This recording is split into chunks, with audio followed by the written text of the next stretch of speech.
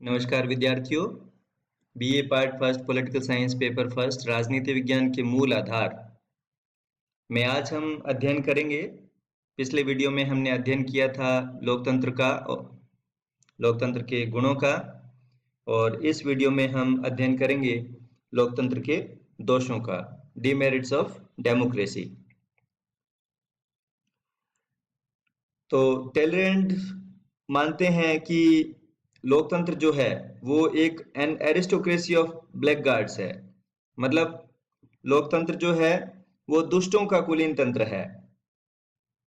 दुष्टों का कुलीन तंत्र है, इसका मीनिंग ये हुआ कि प्रजातंत्र के नाम पे, जनता के नाम पे वास्तव में कुछ पैसे वाले जो लोग हैं वो सत्ता को अपने हाथों में रखते हैं, और चूंकि वो जनता के नाम पर ऐसा करते हैं और संपन्न लोग होते हैं, तो ये अपने हितों की रक्षा करते रहते हैं और जनता को मूर्ख बनाते हैं। इसीलिए टॉलरेंट ये मानते हैं कि लोकतंत्र वास्तव में एक दुष्टों का कुलीन तंत्र है।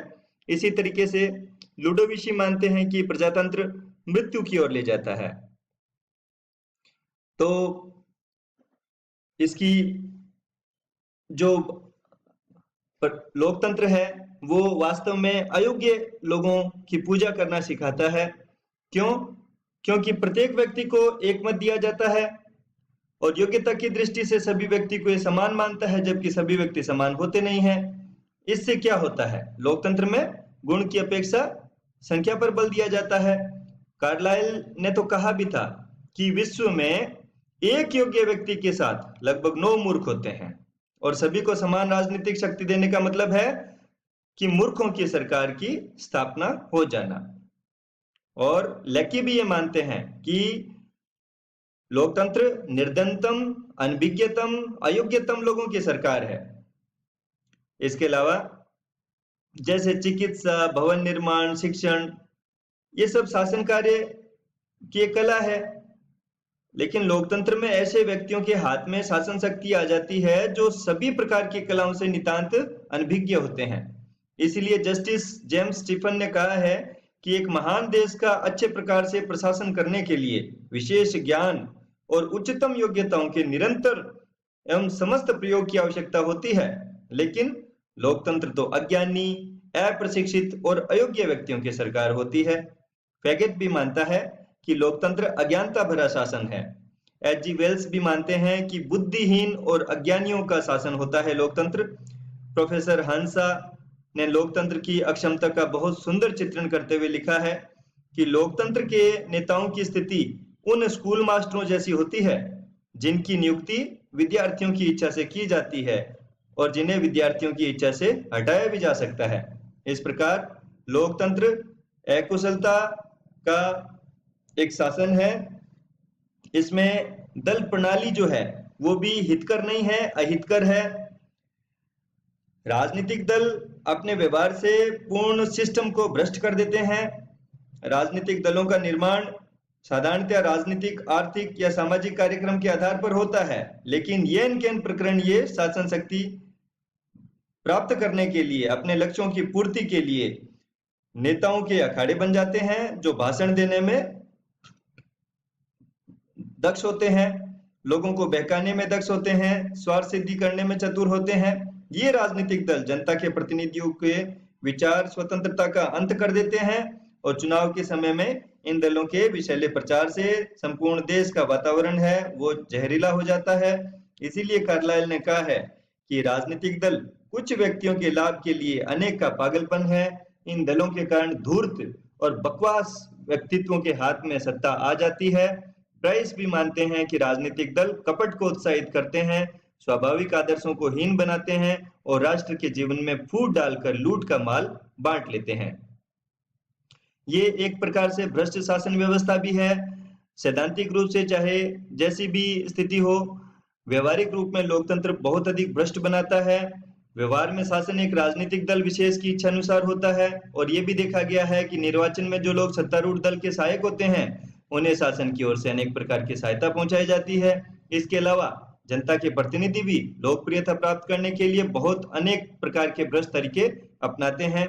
ब्राइस मानते हैं कि राजनीति में धन का बल के ऐसे अनेक उदाहरण हैं जिनमें निर्वाचकों, विधायकों, प्रशासकीय अधिकारियों और न्यायाधिकारियों तक ने धन के लोभ के सम्मुख अपना सिर झुका दिया। इस प्रकार ये एक भ्रष्ट शासन प्रणाली में परिणत हो जाता है। इसके अलावा लोकतंत्र जो है उससे धन, सार्वजनिक धन और समय का अपव्यय भी होता है। जिन कानूनों का निर्माण कुछ दिनों में हो सकता है, लोकतंत्र की विधानसभाओं की लंबी जटिल प्रक्रियाओं से कानूनों के निर्माण में बहुत वर्ष बीत जाते हैं और कानून पारित होने तक तो वो आउट ऑफ डेट भी हो जाते हैं। ब्राइस ने माना है कि लोकतंत्र एक ऐसी समिति की तरह है जिसमें 7 सदस्यों द्वारा 7 दिनों में उतना ही काम किया जाता है जितना एक व्यक्ति द्वारा एक दिन में किया जाता है।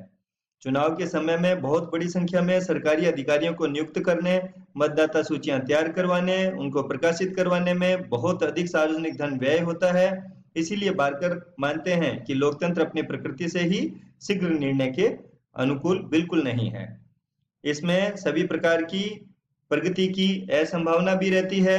राजतंत्र और कुलीन तंत्र में सामान्यतः शासक वर्ग साहित्य, कला, संगीत का प्रेमी होता है और शासक वर्ग का आश्रय पाकर साहित्यकार, कलाकार और विद्वान निश्चितता पूर्वक अपने कामों में लगे रह सकते हैं। लेकिन लोकतंत्र में सारा ध्यान राजनीति पर ही केंद्रित हो जाता है और साहित्य और संस्कृति के क्षेत्र में जन उदासीनता व्याप्त हो जाती है। विद्वानों को अपने क्षेत्रों में समुचित आदर नहीं मिलता तो वे अपने कार्य में प्रोत्साहन नहीं पाते।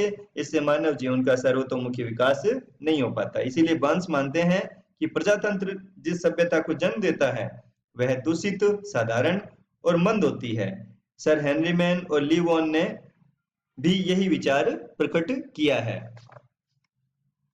इसके अलावा लोकतंत्र एक भ्रम है जो समानता के आदर्श पर आधारित होता है। लोकतंत्र में चुनाव से राजनीतिक शक्ति तो मिल जाती है, लेकिन व्यवहार में चुनाव कार्य बहुत अधिक व्यय साध्य है, जिससे निर्धन व्यक्ति उसमें खड़ा ही नहीं हो पाता और अपने हितों की साधना नहीं कर पाता। समानता की घोषणा कर देने से समानता स्थापित थोड़ी हो जाती है। व्यवहार में आर्थिक समानता का अभाव रहता है।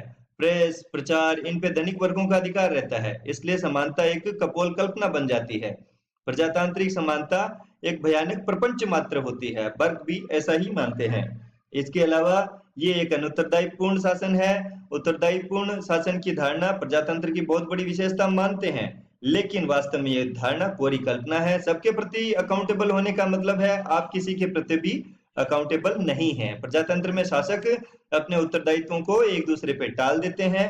हंसा भी मानते हैं कि लोकतंत्र की प्रवृत्ति सार्वजनिक मामलों में एक ऐसे अविचार, एक ऐसे असंयम, एक ऐसे पागलपन के प्रदर्शन की ओर होती है जिन्हें उसका कोई सदस्य अपने व्यक्तिगत मामलों में प्रदर्शित करने का सपना नहीं देख सकता है।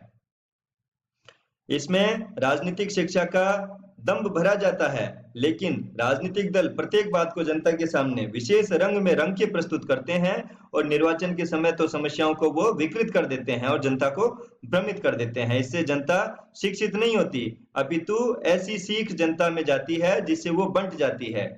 मतदाता भी उदासीन रहते हैं। लोकतंत्र मतदाताओं की सक्रिय रुचि पर आधारित होता है, लेकिन व्यवहारतः मतदाता है वो उदासीन रहते हैं। उनको बार बार प्रेरित करने, दलों, उम्मीदवारों द्वारा उनके घर जाने और मत निकालने के लिए समय देने के लिए बहुत उनको प्रोत्साहित किया जाता है। फिर भी मतदान प्रतिशत 50% के आसपास ही सामान्यतः देखा जाता है। ऐसी स्थिति में लोकतंत्र के अंतर्गत जनता की इच्छाओं का प्रतिनिधित्व सही तरीके से नहीं हो पाता। इसलिए रॉबर्ट डहेल, जो व्यवहारवादी लेखक हैं, मानते हैं कि चुनावों से हमारी अपेक्षा ये होती है कि उनसे कुछ विषयों के संबंध में बहुमत की इच्छा या वरीयता का पता लगेगा, पर चुनाव में ऐसा होता बहुत कम है।